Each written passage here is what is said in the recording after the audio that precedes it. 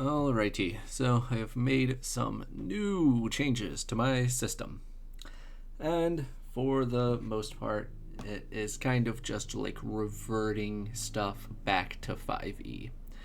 Which, on the one hand, it feels kind of bad to like admit defeat and to realize like, alright, well, on the one hand, like I gave these new ideas and options a fair shot to try to see whether or not they might be better, make for a better game.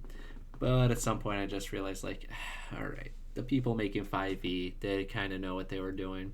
So the main thing I'm talking about here, I had this idea, this vision of combat existing entirely as this series of me asking a player, like, you get one action on your turn. What is like the one thing you want to do, in an effort to just keep the game snappy and moving, and just like simple and fast. But like the more and more I was like working on these features for both classes and just in general, the more and more I realized like, okay, so the language of like bonus action and reaction are just going to be too concise and too simple to like give up on, because I started running into a lot of problems where there were starting to be a lot of features adding up that said like once on your turn as a free action, like if blah blah blah blah blah you can. And I just realized like, okay, this is a lot of language for something that could just be like as a bonus action you can do X. So I decided, all right, we're just going to reintroduce bonus actions and we're just going to reintroduce reactions. And so with this, I've given every single class a thing to do with their bonus action. The classes where it's like a really iconic core part of their feature, i.e. Bardic Inspiration, offhand attack with the monk, that is just going to still be a freebie. You just get the bonus action. For other classes, you're going to have to miss first and then you can use it. So that's just sort of like my fallback, like safety net of preventing that situation where someone feels like their turn was entirely wasted because they just didn't hit on their turn, so nothing happened. So now you at least have like a second chance to do some other little thing. I was also considering like, well, if these classes get it for free, why not make it every class that can just do their bonus action? And I realized like, well, for some of them this is more of a little bonus, like a true to the term bonus action rather than like a core part of the identity of their class. The only exception is rogue, which is going to be able to use their like cunning action type of thing if they miss. Otherwise they're going to have like a resource they have to spend in order to use their cunning action. But otherwise, like when changing the classes and their features, rogue is almost entirely like unchanged from 5e, like very slightly. Its stuff has been condensed to mostly fit within levels 1 to 12, but for the most part they're like exactly the same as they are in 5e.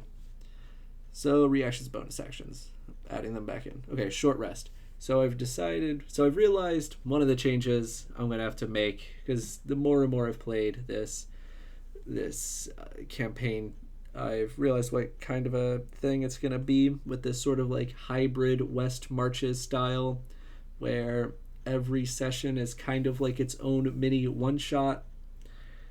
I do like that because it does make it very, very easy for people to like come in and out and like drop in and out of the campaign whenever they need, which has been great for like scheduling purposes and stuff, because it's just a lot easier to find a group where you don't get in this really awkward position that a lot of D&D campaigns I find always fall into, where either people like you'll just always have like 2 or 3 people just not present for a session, but they are like pretty integral to like where the group is and the thing that they're doing, and then you just end up in this awkward position where there's like these phantom characters that are following you, that are either being run by you or the DM, or and then when that's the case, or they're just like sitting back and like not doing anything, which like you can find excuses for, but I find like when it's constantly happening, it does feel a little out of place. And also like the question of like if they do come with you, well, you can't kill someone who's like not present at the table to play their character. That seems a bit unfair. So I do think generally I am a big fan of this new sort of West Marches system style. But the problem with every single session being a once shot means that everyone is always going to long rest before every single adventure. And if I'm like lucky to maybe be able to get like 2 combats into a session, maybe if it was like all combat, like we just got right into it and we just did back to back to back combats at an absolute maximum, I think we could maybe get like 4 combats in on one session, which just means that the expended resources are just, you're never ever gonna run out of them. So these things that like, so originally I allowed players to replenish things on a short rest, like uses of their bardic inspiration or key or whatever. But I realized like at the very beginning, when everyone had like 1, 2, maybe 3 uses of their ability, sometimes they would actually run out of them in like the first combat and need more for the second combat.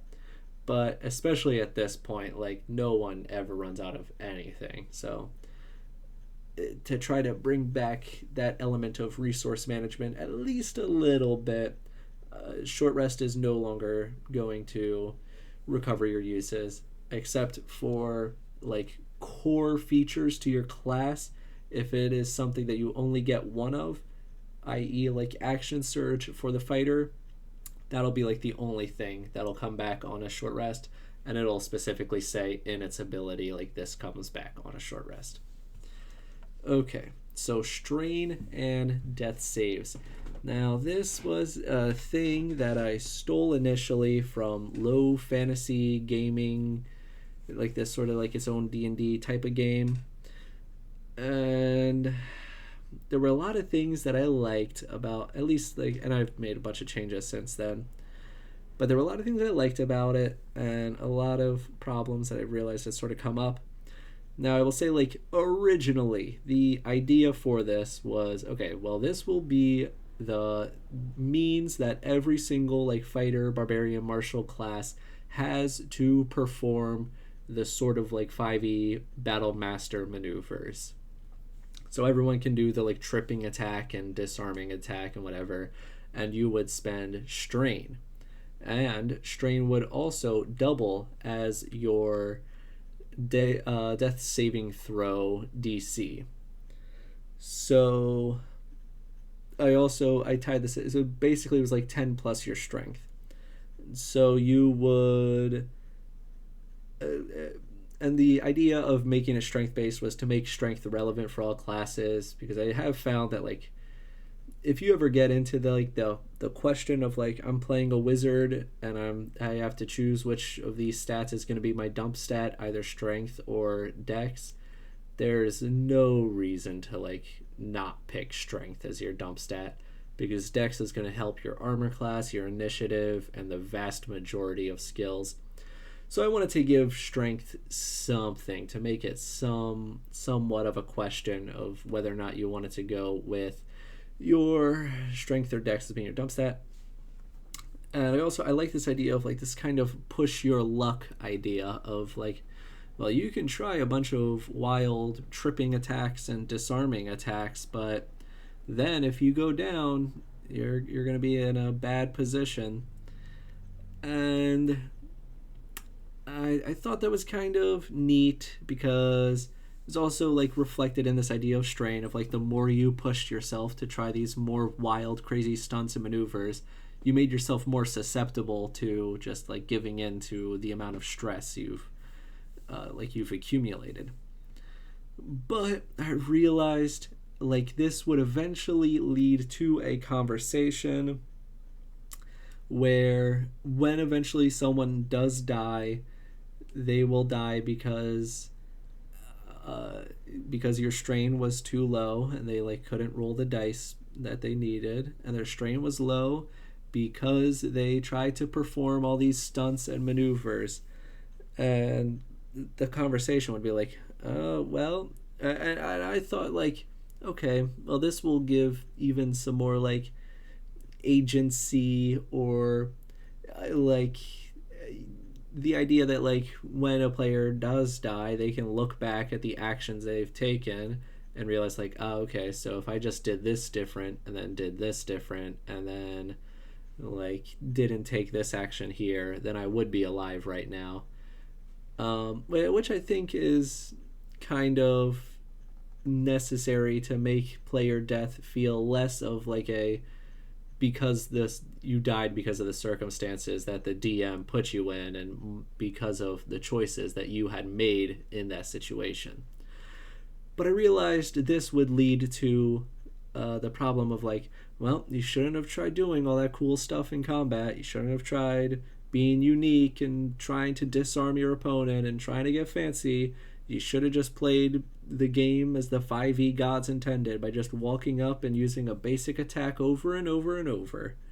Which I realized, like, okay, right. You gotta, like, reward players for the behavior you want out of them, not punish them for it. So I decided that was a bad idea.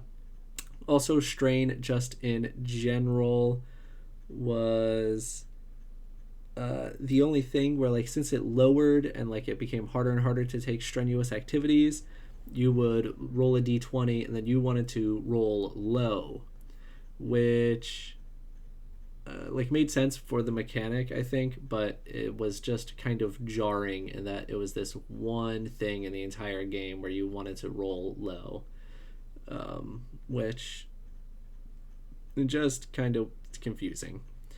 Okay, so I've seen also a lot of things in like the D&D verse of like improving death saving throws by creating a death's door mechanic where like instead of just going down, or when you go down to 0 HP, instead of just instantly falling unconscious, you are still semi-conscious and like you can crawl around and perform simple minor actions, but like you're still not in the combat and attacking. Which every time I read about this on different forums and watched videos about it, everyone was talking about how cool and awesome it was when like their player would go down and like with their last ounce of breath, since they weren't dead yet, they could crawl over and like either just jump on a grenade or something for their party and hurl their body over it to protect everyone else, or they would crawl over to like a lever and pull it down, locking the gate with them and all the enemies. And like there's all these stories of how this like death's door thing leads to these epic final sort of moment type of deals. But I realize, but like at least in my experience as having ever run that, it just every single time this came up, it was like, okay, so I went down and it's like, yes, you're 0 HP, but you're still conscious. You can still like crawl around and do simple actions. And then the next question would be like, okay, cool, so can I drink a potion? And it's like, yeah, I guess. Like, there's nothing stopping you from doing that. Which either, I guess I could either stop people from doing that, at which point, like, what are you even capable of doing while in this downed state? Like, literally just crawling around? Why are we coming up with a whole mechanic so you can crawl around while dead and then not be able to do anything? So I realized, like, alright, every single time this has ever come up, it has always just led to someone just drinking a potion and bringing themselves back to life, which made going down not particularly threatening because you could just like heal yourself back up. Or even though like there was ways to be unconscious while in death saves, but like at least 50% of the time it just was a non-issue because you could just heal yourself. So I think I'm just going to scrap that idea, which like I did like it because otherwise when you're down, you don't get anything to do. You just are making your death saves, and then it's just the next person's turn. But I think in order to make being down like a kind of scary situation for you to really want to avoid, I can't see that also being true with the just being able to crawl around and like do simple action stuff. I think you can only either get one or the other. So I think I'm going to scrap this, go back to like when you go to death saves, like you are unconscious, you can't do anything. I decided, so okay, since I'm like getting rid of strain, at least in the way it is right now, which was another problem, is that I have so many like abilities and features and stuff tied to spending strain for it that I can't really get rid of it altogether. So I decided for strength to give strength something. Now when you make your death saves, it'll be against DC 12, not like 10, but you will be able to add your strength modifier. So if so on the one hand, like when the barbarian goes down a lot, and like a barbarian might go down like twice as often as like the wizard or something, but since the barbarian is going to have like a high strength, it's going to be likely they'll be able to pass their death saves and like be fine, whereas like the wizard will, with the very low strength, even a negative modifier, when they go down, you're going to have to immediately drop everything to go run back and save them. Which I do think it just kind of makes sense that the beefy barbarian can stave off death better than the wizard. On the other hand, is that not already represented with hit points and barbarians just being allowed to get hit a lot rather than the wizard who can only ever get hit once?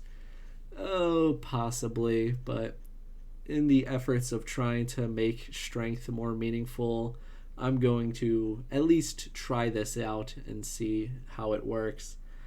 The other question that this might lead to is like, well, is this not very much so what con is specifically designed to represent, like your resilience and toughness?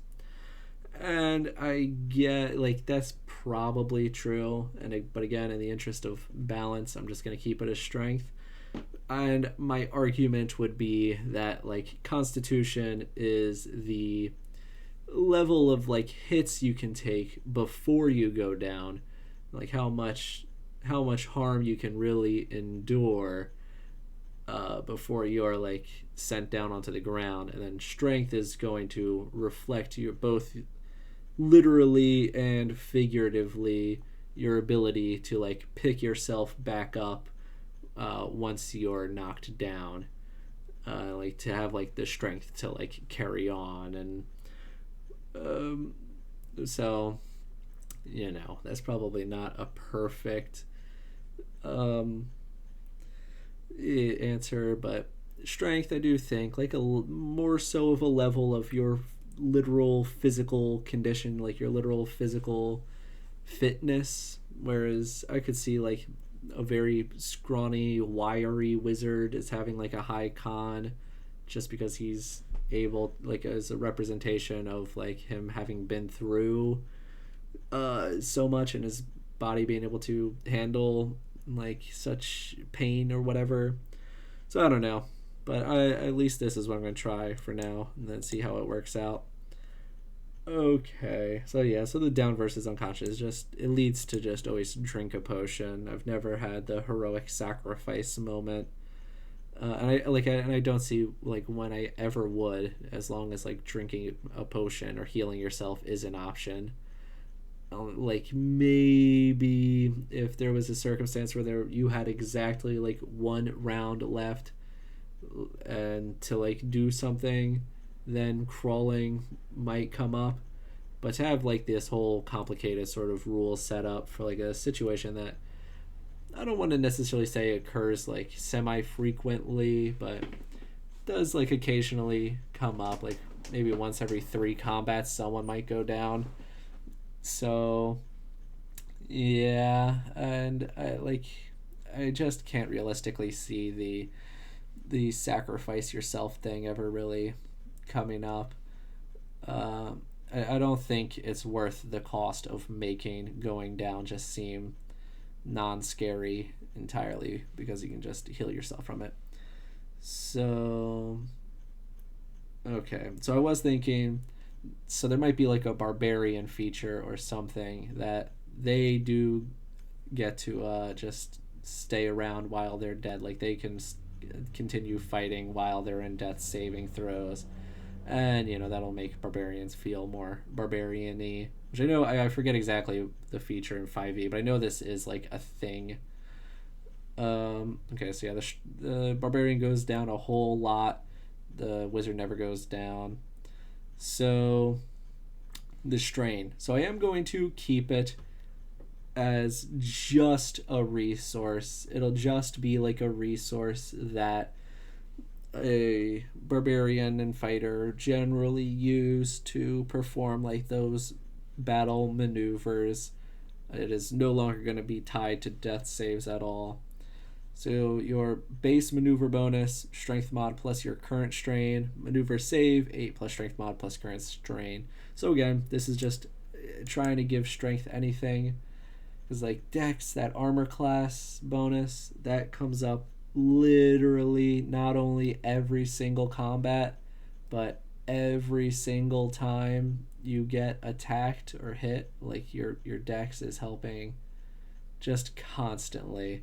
Your strength so very rarely in comparison ever coming up as frequently as those sort of like auxiliary bonuses from Dex. So I figured like if you want to like trip people or disarm people, by default it'll be strength that you are testing against to pull stuff off like that. Which on the other hand, isn't that like a very like swashbucklery type of combat to perform, like the very like tripping people and disarming people? It seems like a very Dex thing, not a strength thing.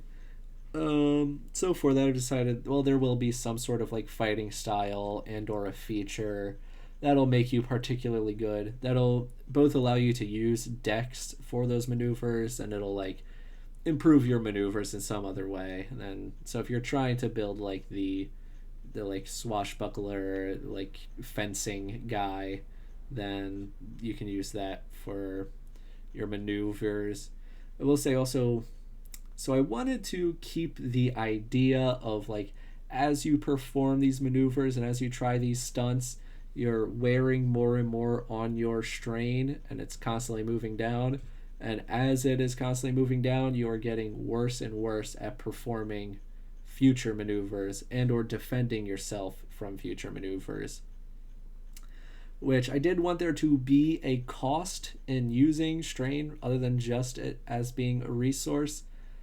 So I think like the idea of performing a lot of weird maneuvers will make you kind of like sort of remove some of your defense from protecting yourself from enemies' maneuvers, I think could make sense and will like possibly give you a reason to like not want to use them.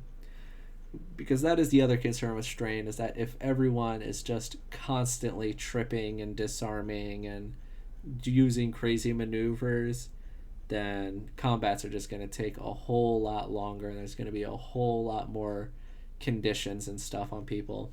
So I'm thinking generally people will start the game with like one strain, so early game they can like try one maneuver, then towards the late game you'll have like 4 strain at level 12, and then you can use a whole lot of maneuvers or generally be protected from them. Okay. The other thing, current strain as part of your bonus, that might be a little weird in that you can't just have written down on your character sheet like my bonus to try to do a tripping attack is +8. When I trip attack someone, I roll the d20 and add +8. Now you're going to have to do some consulting and adding and figuring out like, okay, so I have base +4, and then right now my strain is at 3, so now I have 4 + 3, so my bonus for this is +7. So I think maneuvers aren't going to like come up enough where this is going to be annoying. Like you might perform like one maneuver, maybe like two maneuvers a combat. So yeah, I don't think it's going to come up enough for having to do this simple math to get to the point where it's annoying. But it was something I was considering, that like it might be weird to have a non-static stat that you have to be aware of. So wizards, like everyone else, I think can conceivably use maneuvers. Like every other class is at least to some degree expected to fight with some kind of like weapon and not rely entirely upon like magic and their abilities. But wizards, I think probably you're going to be in a really awkward position if you are having to arcane, or if you are having to perform or defend against maneuvers.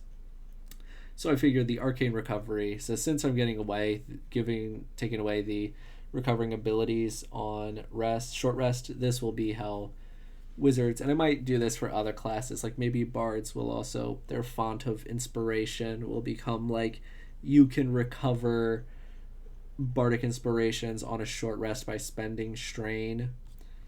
So yeah, wizards will just be able to spend strain to recover their mana. So I did have like strain tests where you had to like roll low.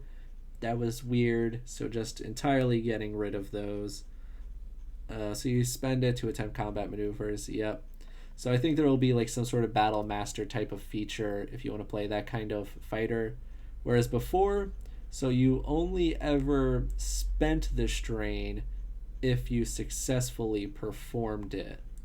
Now it'll be just attempting the maneuver at all is going to cost your strain. Unless you have whatever the Battle Master feature is going to be, which will allow you to not spend any strain when you miss or when you fail to perform one of these maneuvers.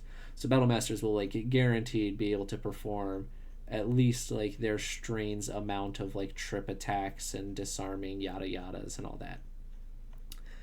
Okay, so prestige. So the other thing with this West Marches style campaign is that so I think in a traditional West Marches style, people are sort of always coming in and out with like new characters, and then you just have this like big stable of characters built up that you just sort of pull from. But I realized that like my players weren't really going to be playing in that style, and they were going to be sticking with their characters much like in a traditional sort of, or like new age modern like Critical Role type D&D campaign where you get your one character and then you really stick with them from beginning to end, which I realized like, okay, now as I'm sort of nearing, well, the other thing with that sort of idea as opposed to like a classic West Marches style is that I'll eventually just sort of have to like end this like continuation of the campaign, because otherwise everyone just gets to level 20 and will run around as level 20 people doing their level 20 stuff for the rest of eternity. They will only have done the like interesting growth and progression part for like a year or two. So I think, all right, the whole idea of the game is going to be broken up into some idea of like seasons. And then at the start of each season, you'll just like make a new character, at least for the most part, effectively. That'll be the case. But I did want to have like some sort of a reward for those players that did stick through with it and showed up to the most sessions and got their guy to the highest level in the last campaign, in the previous season. So I was thinking about what I could do for that.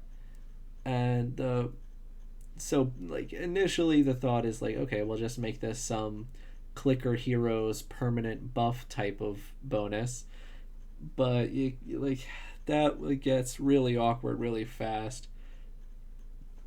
One, just like lore wise, story wise, like, so why does he have a +1 attack bonus and everyone else doesn't? It's just because some other previous character that did exist somewhere in the world just happened to get good at the thing they were doing, and now this new guy is just good at a thing too. And also the fact that like these passive bonuses would just add up and eventually like even if it's like a minor thing, like once per day you can get +1 to this saving throw. Like after a couple of characters that does start to add up. And also the idea of like, well, like what's the, how do you differentiate the bonus that someone who got their character up to level 14 versus someone who got their character up to level 9? Like when dealing with bonuses, like how are you gonna make something different and like but properly scaled for those two different people in their next campaign? So I decided I'm just going to add like, you'll have this extra option with your destiny point in the next campaign, or at least I'm very much so not sold on this yet. This is just like what I'm workshopping and thinking about right now.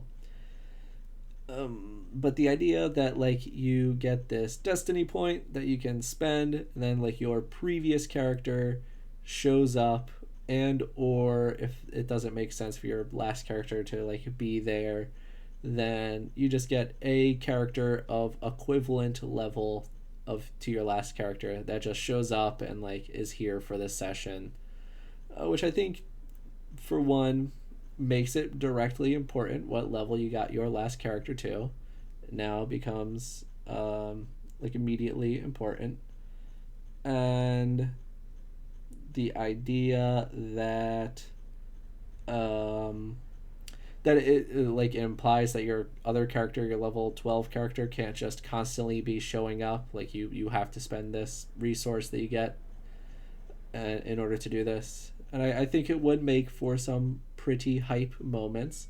And I think it would make a Deus Ex Machina that actually makes sense and feels earned, that like the player actually put in the time and effort to be able to like to be able to get to be saved by it, so it doesn't feel entirely cheap like a classic DM thrown in there Deus Ex Machina usually does.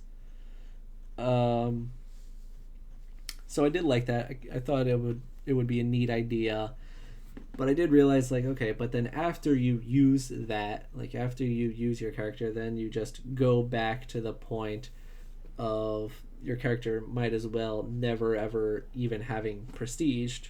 Now you're just back to regular character territory. And on the in addition to that, like whichever session your guy just shows up in Deus Ex Machina's the whole adventure, it's probably going to make the adventure, at least the rest of it, feel kind of lame for everyone else if you're just running around and carrying that whole session with your level 12 guy. So it has made me kind of consider like, well, I don't know, in any other kind of like D&D campaign, like you don't expect your any free bonuses from having previous characters. You just there's just a new campaign. There doesn't have to be any connection from the last one to the new one, which is something that I think I'm kind of leaning towards. I was also like, because another problem is that like I don't necessarily want the next campaign to take place in the exact same location in the time period like immediately following the one we are in. I want to be able to keep my options open with like each season, with each campaign that I run. I want to be able to go to an entirely new region with entirely new things going on and new problems and new central conflicts and all that stuff. But I was considering as like a possible kind of prestige thing is having like kingdom building, which I think could serve to function one as like just a group thing, like a group goal. If everyone is constantly working towards this one thing to put as much money as possible into the kingdom to try to make it as awesome and as cool as possible. And I did realize, like, well, again, that kind of doesn't really solve the individuality problem of the, like, if someone ends the last campaign with a level 9, the next guy ends the campaign with a level 14. How do you give the level 14 guy more of a bonus from that if everyone is just sharing the same one kingdom? I was thinking, like, okay, well, conceivably everyone could have, like, their own, like, stronghold and or like district within the kingdom that is their specific thing that they are, like, dumping all their time, money, and resources into, but they all together function to serve as this, like, one kingdom that they're all working towards. So I've considered that. I do think that also runs into the problem of, like, well, if I do want people to start in another region, and then you're like, how does your kingdom that's halfway across the world help your new character at all? So I was thinking, like, well, we could make this whole game sort of centered around that, like, kingdom, in that, like, now when we start the new campaign, you are like viscounts that are starting a colony somewhere halfway across the world, and you're like some sort of chartered colony that's being funded by your old kingdom that you guys started all the way over yonder with your old characters, which I think could be, like, neat. But again, you probably wouldn't see any of the benefits from your old kingdom. And the other thing with kingdom building is, at least, like, in most systems that do have some sort of version of being able to build your kingdom, once you sort of build everything, like, there's only so much you can really add to your place, and you can just spend enough gold on it. And once you have, like, every single building, or you just have every single bonus added onto your stronghold, there's not anything to add from there, and the kingdom sort of just, like, runs itself at that point. Which I guess there could be, other kingdoms that are warring and attack you or whatever, but, like, the literal management aspect, like, there, I don't think, probably wouldn't be worth it at the point by the time you just get everything possible. And in the past, I had kind of tried something vaguely along these lines with organizations, and, like, working your way up in the organization. But I realized, like, tracking and managing all the different things going on in your organization, if you're not the leader of it, then a lot of that stuff just does not matter to you at all. So it does not feel worth tracking and managing this whole organization that you are just, like, a rank 3 scrub in anyway. But I do think, like, tracking and managing those things can be fun if you are the person running it. So yeah, I'm really going back and forth on this idea of, like, prestiging and bringing stuff into new campaigns. Um, Maybe I don't know. I struggle to think of any sort of balanced, fair way to do anything mechanical. I think, like, lore wise, if you want to be connected to some guy or something you had going on in the last campaign, then that's fair.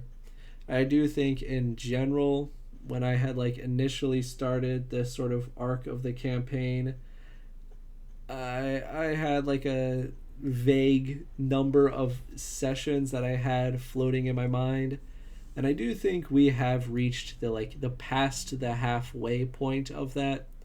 So I am thinking about how I want to proceed.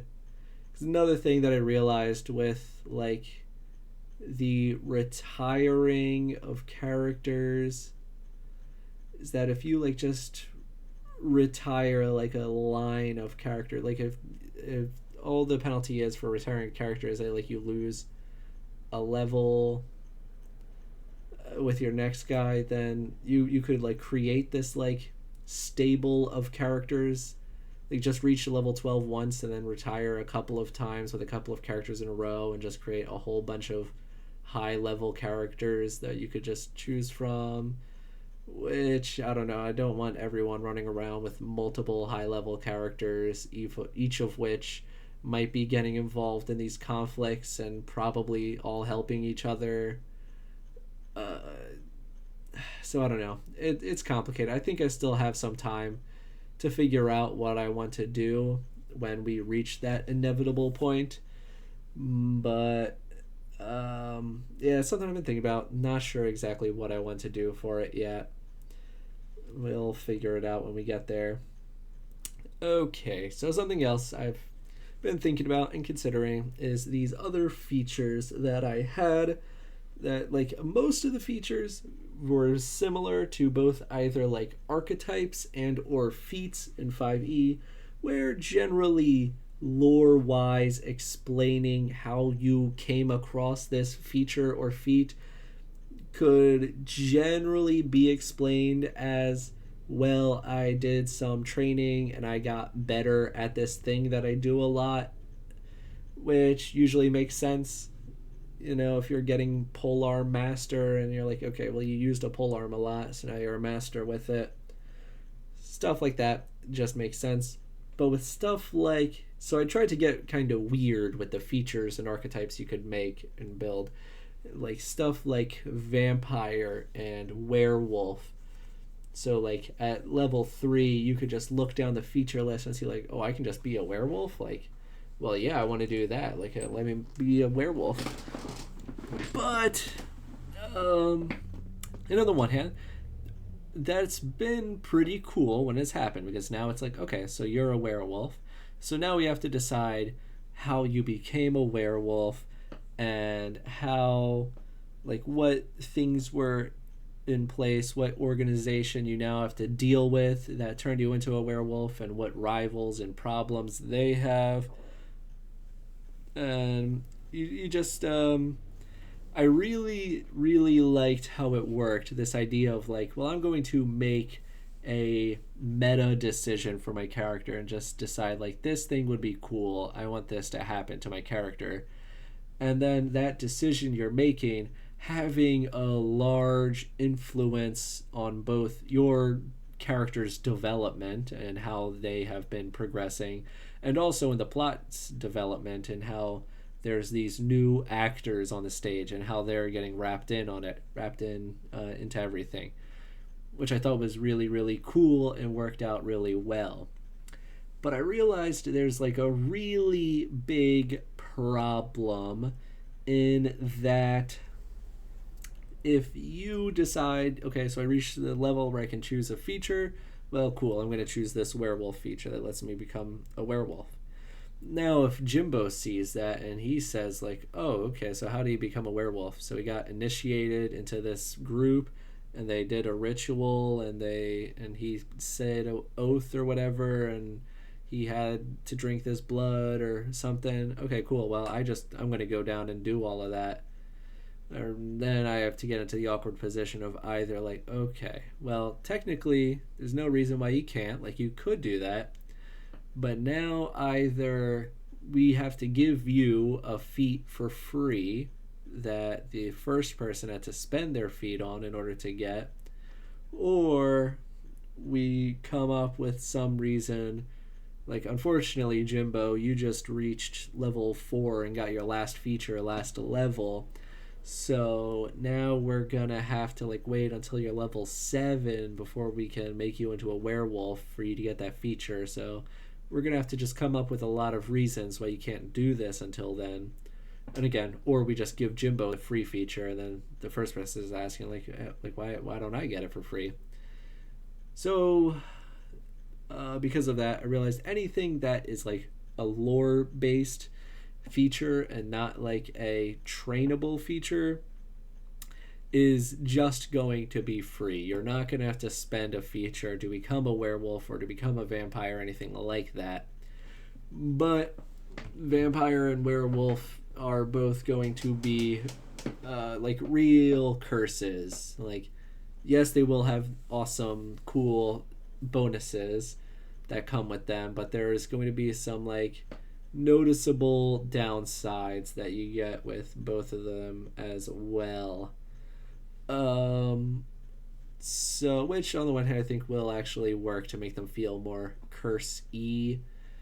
But yeah, so anyone will just be able to take anything they want regarding any kind of curse-based, lore-based anything. We'll just figure out a reason why that happened and then have it happen to your character.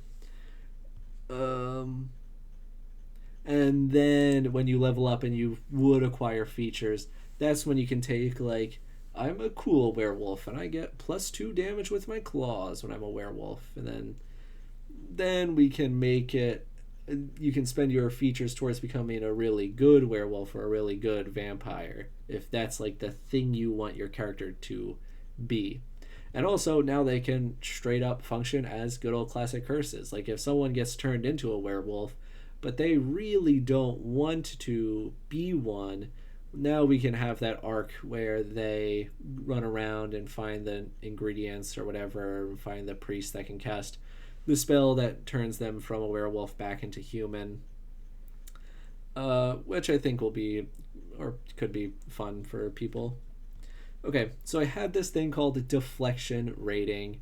I think I was getting a little too cute with trying to keep DR and not having to change it, but I realized you're really not deflecting attacks when you use this. You're just tanking them. Like you're getting hit and then just like soaking it.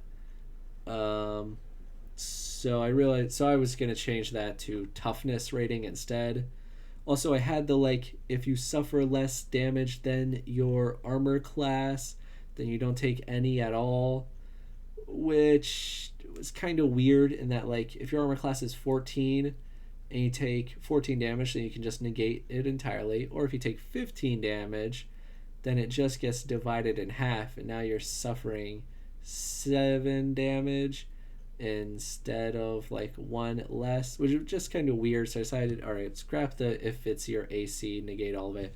It's just always 1/2 damage. I think I originally put that in there because I was like, well, I don't want this to feel like a strictly worse barbarian rage resilience thing. And as I thought about that, that led me down a real rabbit hole of thought regarding all of these matters. So, like, armor class in general. Right now, so I've reduced how much, like, AC that, like, plate mail gives you. And now, so it gives you, like, 4 less AC, but it does give you 4 uses of toughness.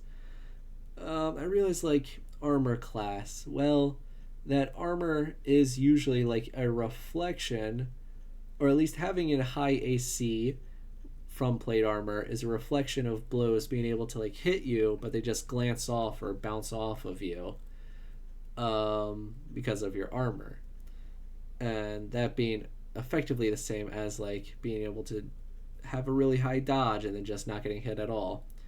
So I realized, but now if that's like both what AC reflects is being able to have like an attack bounce off of your armor, is toughness not sort of going to also be a reflection of getting hit and then it kind of being soaked up by your armor? Which, I was thinking, like, well, is that now double dipping? Which generally should be avoided. I was thinking, like, well, what really is armor class? And, like, it also just got me thinking about, like, armor class in D&D in general. And the idea that like it's called armor class, but like half the time no armor is ever even involved, like for barbarians and monks. And I guess maybe armor in the sense of the figurative literal definition of armor as being like a thing that protects you. And if you're like a monk, what the thing protecting you is being able to dodge out of the way of attacks. But I don't know. It just seems kind of weird. I feel like armor class is some sort of holdover from the ye old editions of D&D where it literally was a reflection of the armor you wore. But now it's sort of just I don't know. Like I think it like when you first start playing D&D, I think it is still like equally as confusing, and then after playing for a while, you just kind of accept that like this is what armor class is your ability to like not get hit, or your ability for a hit to not affect you. But I do think once you take a step back and you like re-examine armor class, it do actually not be making sense a whole lot. Like I think if it were called maybe like defense class or something, I think that might be more appropriate, because like I think armor class would be fine, except for the fact that there is actual straight up suits of armor you can wear. So like why is armor class called that for most people? I don't know. No. Yeah, regarding the whole toughness thing, I was also thinking like, well, if the thing that barbarians do is half damage from their toughness during rages, but now also fighters tank damage in the same way, that they are going to half damage from their toughness provided by heavy armor. Is that too samey? Is the fighter's heavy armor damage halving stepping on the barbarian's toes?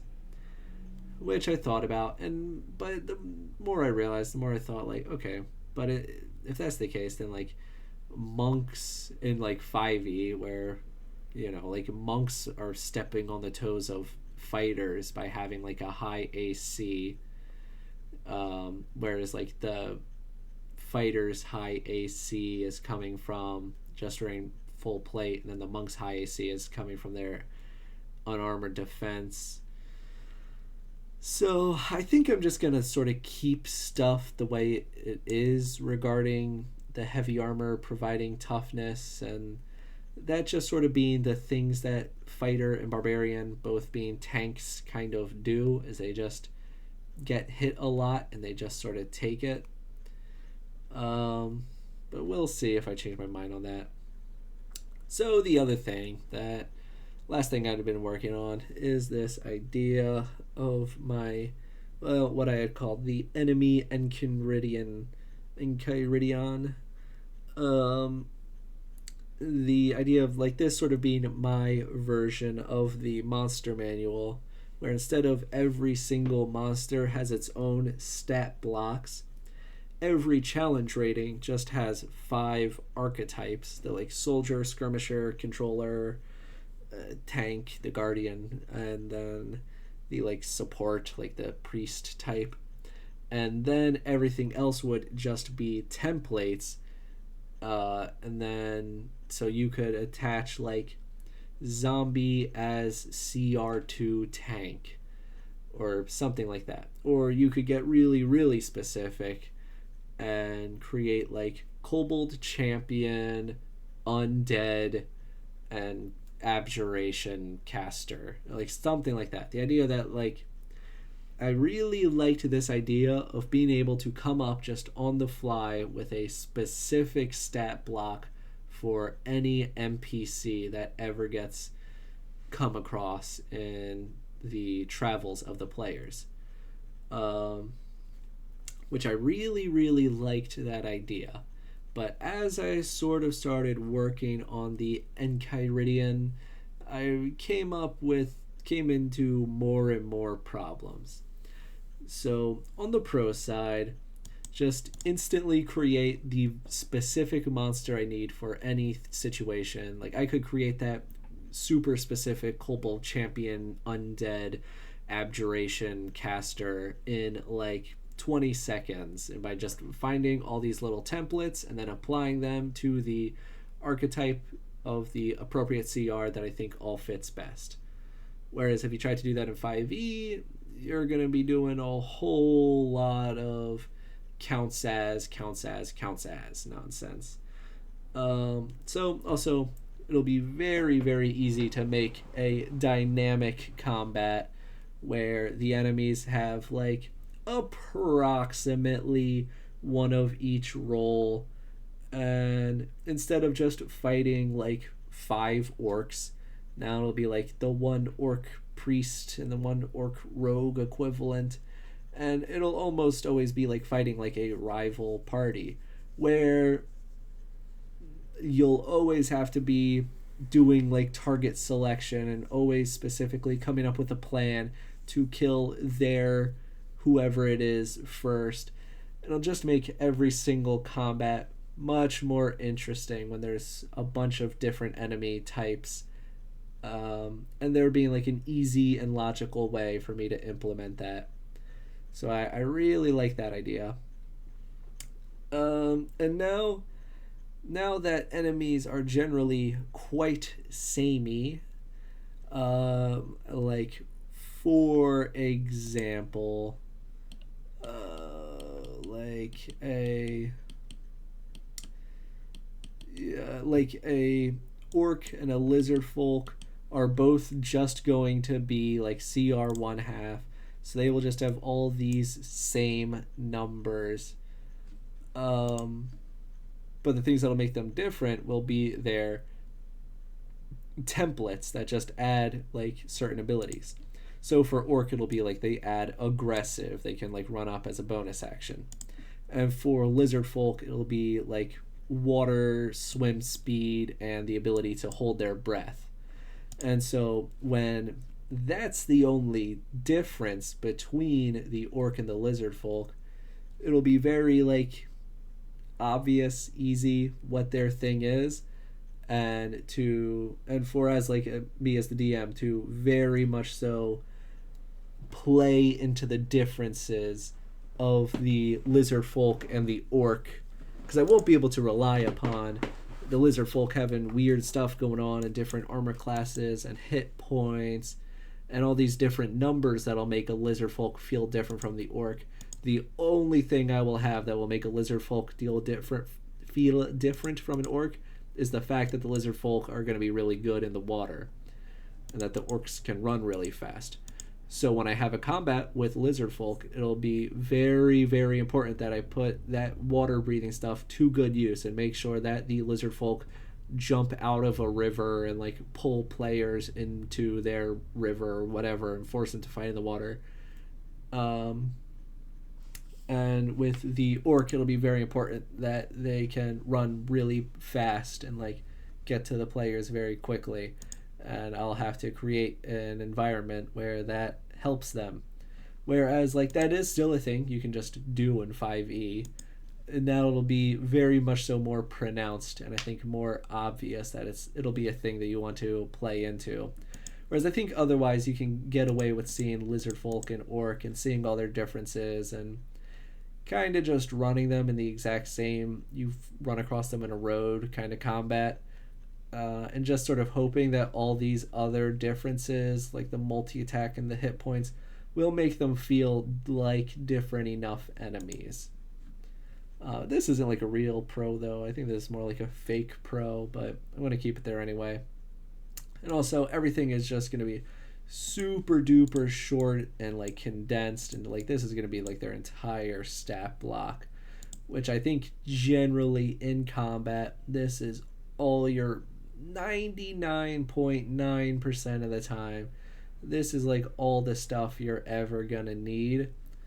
And the nice thing about this is that like when I'm writing in my notes and I want to try to keep the entirety of my notes for a single session all just on a single like page of loose piece of paper, I'll be able to include the stats for multiple monsters just in my notes as they come up, rather than like creating like indents and saying like when they fight this guy go to this page in this book and use the stats for this monster, and then or having to like print out sheets of all the different stats of all the monsters and keep them off to the side or something.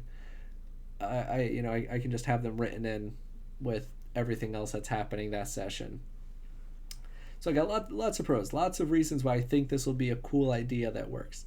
But there are some downsides. So when players use companions and summons and transformations, instead of there being a stat block like this that looks identical to the stats that they are familiar with, and it'll be a very easy transition for when the barbarian turns into a bear to look at these stats and then realize like, okay, so these are how all these different things work, and it'll also like be very specific with all the different climbing skills or whatever the bear has. Whereas now, when the barbarian turns into a bear, he's going to be met with something that looks like this, which is going to be like supremely unhelpful, or maybe just kind of uninteresting for the druid at least. And also, they're going to have to learn a whole second game where they have to realize, like, so wait, so when I'm a bear and I get grappled, what stat here do I roll for? Like, how does that work? And which I will say, these minions now have their own rules, and like when they get grappled, they roll against this, and when they're making stealth checks, they roll against this, and when they're making wisdom perception checks, or awareness, they're gonna roll against this. Um, so and like that's just kind of necessary to kind of make all of these stats get used for a bunch of different type of abilities. um so it might be kind of confusing for players that like create animal companions or have bears, that they're gonna have to learn how these like how the enemy stats work, which is probably not ideal, and probably a reason to just keep all the enemies using all the exact same stuff as the players. Um, but I think, since especially with the current party, this doesn't come up at all. None of them have anything like this. Um, and I think when this does come up, I'm going to be willing to suffer through the problems and hopefully get the player to work along with this so that I can benefit from all of the pros that this system will bring in. Also, just a general sameness. The fact that a lizard folk and an orc are going to have the same armor class and have the same 2 hit and have the same damage might get a little too uh I don't know. Maybe like that lack of variation will become very apparent. I have a feeling this probably isn't going to be a problem, because I think generally like monsters of all the same CR just all have like similar enough stats where either like they might as well just be the same, or the stats are so different that like it doesn't even feel right to call them the same CR. Like for example, Lizard Folk just straight up has higher AC, higher hit points, and multi attack. So usually, doing 2d6 plus 4 versus like the orcs, like straight up just lower armor class, straight up lower HP, and um, like 1d12 plus 3. Like they're close. They're very close. But it's weird. Like I guess the orc has like dark vision and aggressive versus the lizard folks like breath holding and swim, which I think like kind of cancels out. Which otherwise, like, I don't know. I guess he's got +4 to hit. The orcs got +5. So I don't know. Maybe they are balanced. I feel like the lizard folks got to be at least a little bit better. Like why they give the lizard folk 4d8 and then the orc 2d8? I feel like, I don't know. I guess.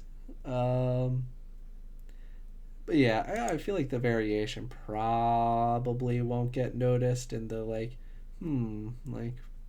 the fact that every CR one half enemy is gonna have the same amount of health. Um, And the very specific stuff, like if it ever does come up that a lizard folk has +3 to perception and +4 to stealth and +5 to survival, and if it does come up that an orc has +2 to intimidation, I feel like these are things that I probably won't include in the traits list. Like the only thing I would include, like dark vision and like aggressive for orcs, and I'd include like swim speed and hold breath for lizard folk. Otherwise, they'll be identical. I feel like these skills and stuff, that's just the thing. Like I can't imagine that kind of stuff like ever coming up. But I do get that for like higher CR monsters, there is more stuff along those lines. So I don't know. I think that'll just have to be a thing that we'll see when I test it out. But generally, I do think with this system, the pros will outweigh the cons. So I certainly am going to finish the system and give it a try. The other thing that I forgot to write here, but I did want to try, is just like open like enemy HP. So that has been a thing where like I have tracked the how much damage players have dealt to any given enemy HP, but I never like just tried the I'm just gonna straight up like tell you how much HP these guys have left. Which on the one hand, I do know adding up is easier than subtracting, so it might be harder to constantly be subtracting a number rather than adding a number every time more damage is dealt. But I do think like there's always this kind of weird dance you get in of like, okay, the enemy is bloodied now, the enemy is wounded, the enemy is whatever, and then you have to reverse engineer what all of these terms mean and like add up like, okay, so if we dealt 13 damage and he's at approximately like 25% health left, well then that means he must have da da da da da da da amount of health. Which like I don't think that's particularly like fun or interesting for anyone involved. So I think I'll just say like, all right, well this guy has like 60 health and you've dealt 40 whatever damage to him, so he's down to 13. Because I do think being able to just like straight up reveal enemies health, like it will make like very like maybe a possible suspension of disbelief, like well why would my player know how much health he's at left. But like this is another thing that just from Baldur's Gate 3, the ability to see enemies health and how much they have left really increases like the amount of like tactical decision making you're like capable of, rather than just sort of having to like guess and like hit stuff until it dies. Which I guess from the DM's perspective, there is that idea of like, well now I can fudge the enemy's health, and if I ever think that I want him to have more health or I want him to have less health, now I can change that to make the health add up to perfectly to the story that I want to tell. But again, that's something I'm slightly a grumble, a little bit of a grognard about. Like if the wizard hasn't been killing anything all night and like you really want him to kill the big boss, like I can certainly see why you would want to do that, but or also maybe it's just from the fact that like I've played so much D&D that I've kind of become cynical, and that like whenever stuff like that happens I can never really believe it, because I know what it feels like to sit behind the screen and how easy it is to just have stuff like that conveniently happen when it's nice for the story.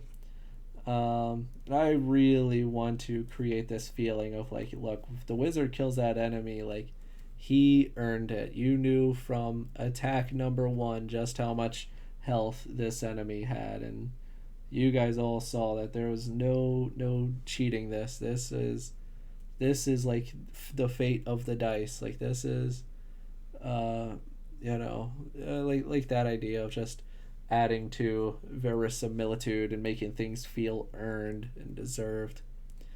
Okay, so yeah, lots and lots of changes. Also, just in general, I have like completely overhauled all the player features and all the class features to all line up with the changes I've made. So they should all pretty much be ready to go the next time I have a session. The Enchiridion, that's going to still take a whole lot of work before it's finished, and take a lot more testing before I decide I'm happy with it or not. Okay, so yeah, that was it. I'll see ya.